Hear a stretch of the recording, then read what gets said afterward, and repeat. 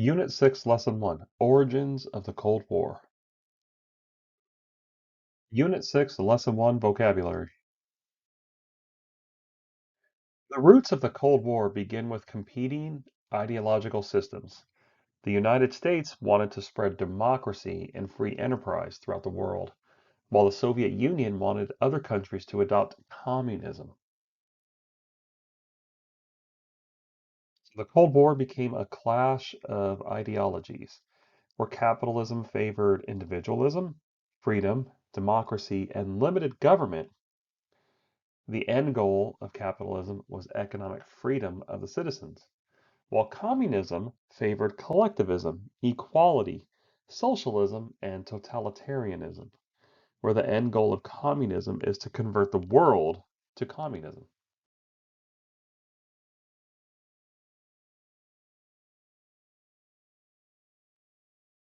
Capitalism is a system based on private ownership and on investment of money in businesses in order to make a profit. There are many advantages. One, you can own your own property. Individuals often prosper through a competition for wages. We have freedoms enshrined in the Constitution and the Bill of Rights, freedoms of speech, freedom of press, freedom of religion. We typically embrace ethnic diversity, and capitalism makes the individual work of individuals worth something.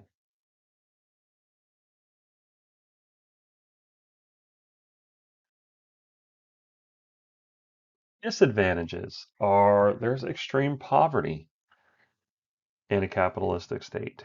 Not everyone has access to healthcare. Business first practices hurt citizens and poor.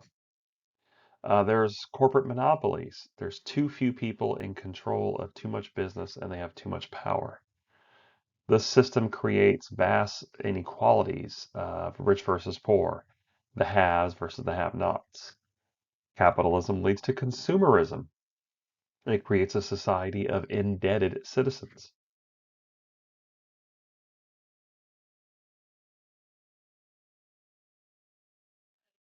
Whereas communism is a system in which goods are owned in common and are available to all as needed.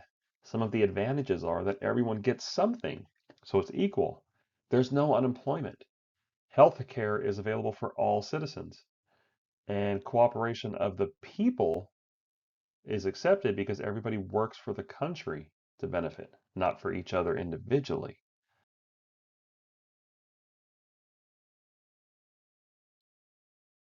Some of the disadvantages of communism. You frequently have an abuse of power by government officials, especially those in higher levels of command. There are too many restrictions. There's no freedom of speech, there's no freedom of press, and no religious practices. The government often censors their citizens. They're typically against ethnic diversity, not to the level of Nazi Germany, but along those lines. The government controls property, so there's very little, if any, private property ownership in a communist state. And the individual doesn't compete with one another. So in some ways, this creates like a sense of laziness because everybody's working towards the same collective goal. Nobody steps up and works harder individually. Following World War II, the Yalta and Potsdam conferences set up what would begin the early stages of the Cold War. The United States and the Soviet Union agreed on the creation of a United Nations to keep international peace. The formation of the United Nations would be stronger than the League of Nations, which was formed after World War I.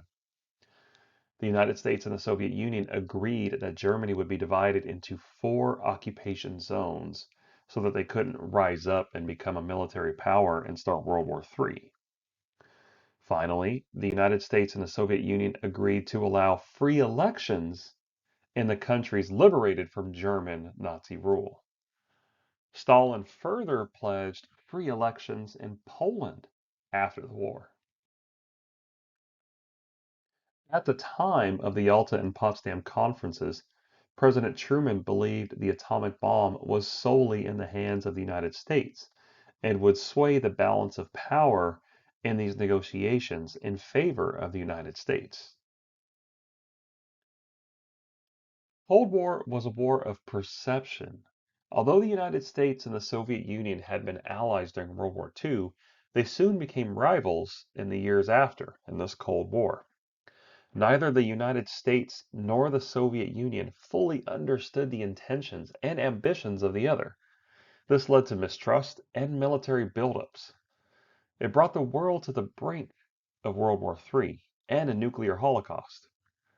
This war was cold in that because of nuclear weapons, the two superpower states, the United States and the Soviet Union, never confronted each other directly in open warfare.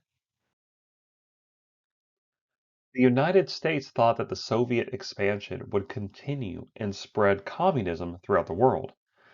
They saw the Soviet Union as a threat to their way of life, especially after the Soviet Union gained control of Eastern Europe. They used the containment strategy to stop the spread of communism. Soviet Union, on the other hand, felt they had won World War II. They had sacrificed the most, 25 million dead Soviet soldiers versus 300,000 of the United States.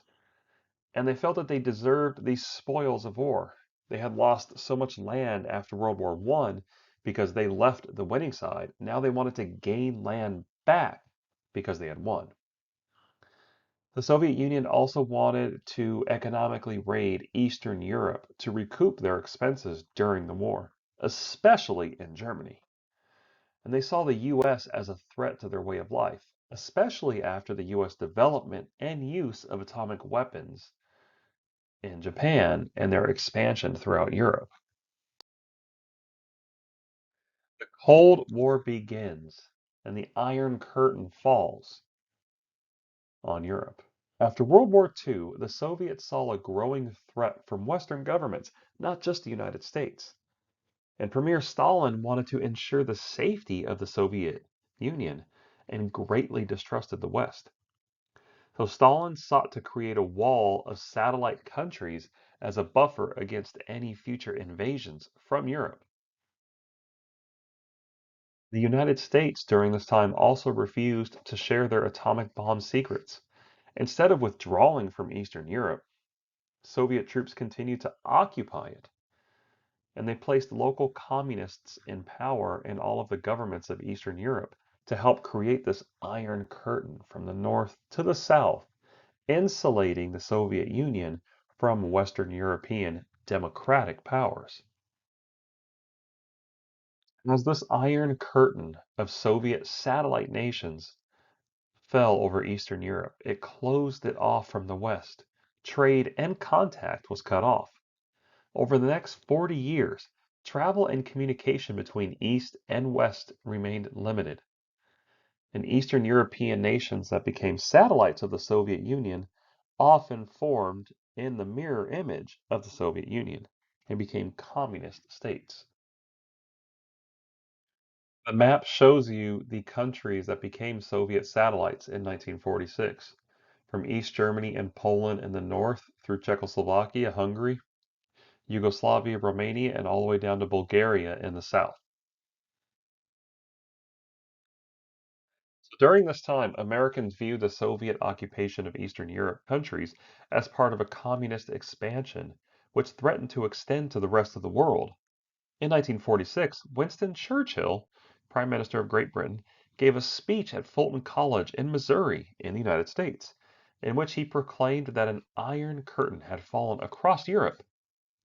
In March of 1947, President Harry Truman proclaimed the Truman Doctrine.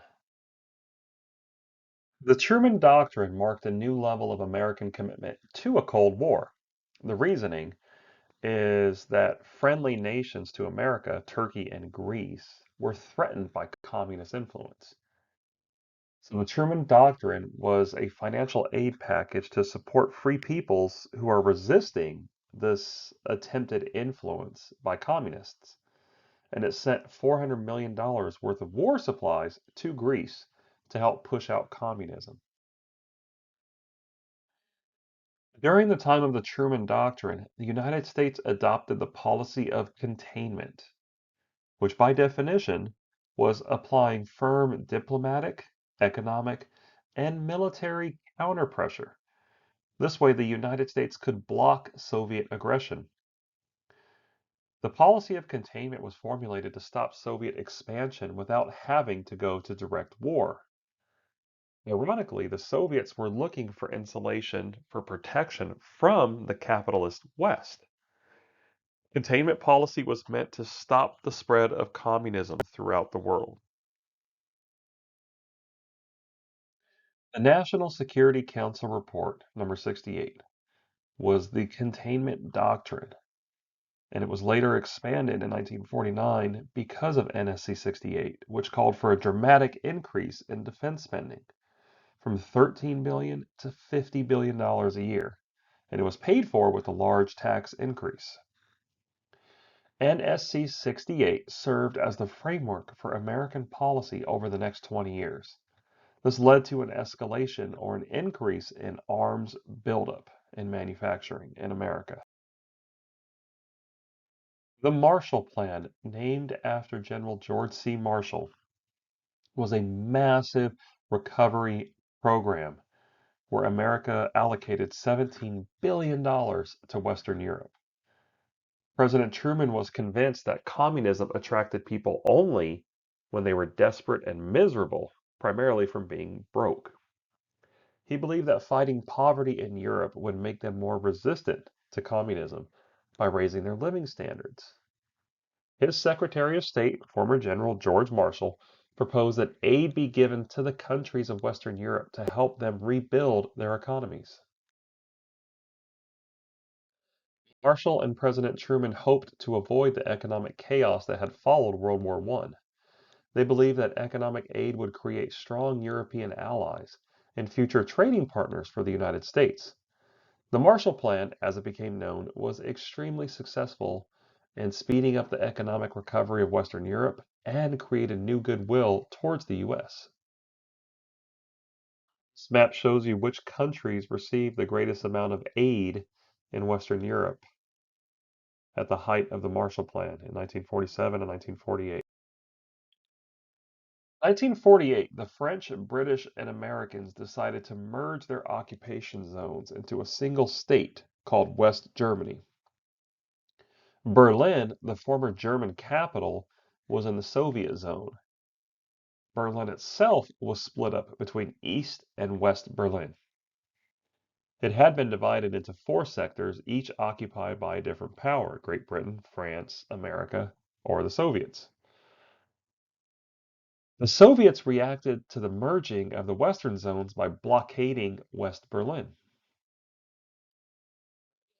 closed all highway and railroad links leading to the west, but the Allies refused to abandon West Berlin. They began a massive airlift to feed and supply the city. The airlift saved over 2.5 million Berliners without firing a single shot by delivering 2.3 million tons of supplies to West Berlin over a 15-month period. You'll note in the picture on the right, very eager citizens in West Berlin watching the cargo planes fly above. This lasted for 15 months, where 200,000 flights brought 13,000 tons of food daily. Within about a year, Stalin lifted the Soviet blockade. The Allies had prevented West Berlin from falling under the control of the Soviet Union. The United States and its allies had overcome another Cold War obstacle, showing that they would not retreat when faced with Soviet aggressive behavior. Thus, it led to the creation of East and West Germany, and East and West Berlin.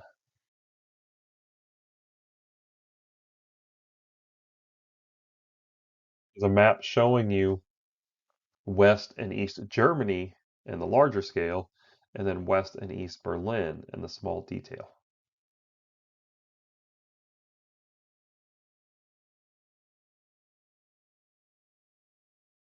Actions like this led to the formation of NATO and the Warsaw Pact. North Atlantic Treaty Organization, or NATO, came about in response to the Cold War, when the United States, Canada, and 10 Western European countries formed NATO in 1949. NATO was based on the concept of collective security, that each member pledged to defend every other member if any one of them was attacked. A map showing the NATO countries that formed in 1949.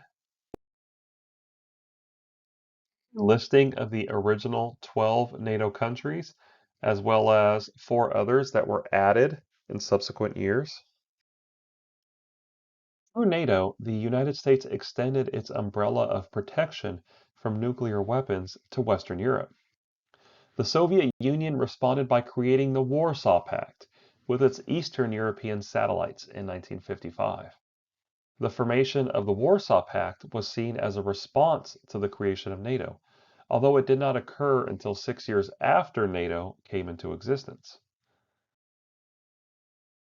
A listing of the 8 original countries involved in the Warsaw Pact, as well as a map showing their locations.